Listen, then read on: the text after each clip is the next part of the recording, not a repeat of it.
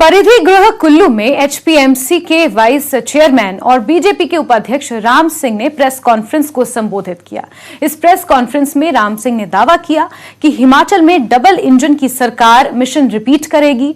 जनता ने ठान लिया है कि वो इस बार फिर से हिमाचल में बीजेपी सरकार बनाएगी।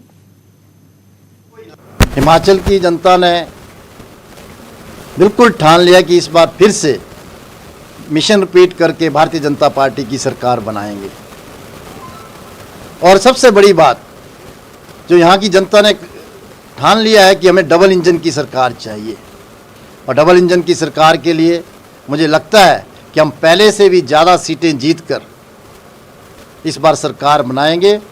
और इसमें सबसे बड़ा योगदान जहाँ जनता का आशीर्वाद है, वहीं आप पत्रकार मित्रों का, लोगों तक जो मैंने अभी योजनाओं की बात की वो आप पहुँचाएंगे। और जब चुनाव आते हैं, चुनाव में कई प्रकार की चर्चाएं होती है, ये चर्चाएं चलती रहती है, परंतु कुल मिला के Bharatiya Janata party mission repeat करे।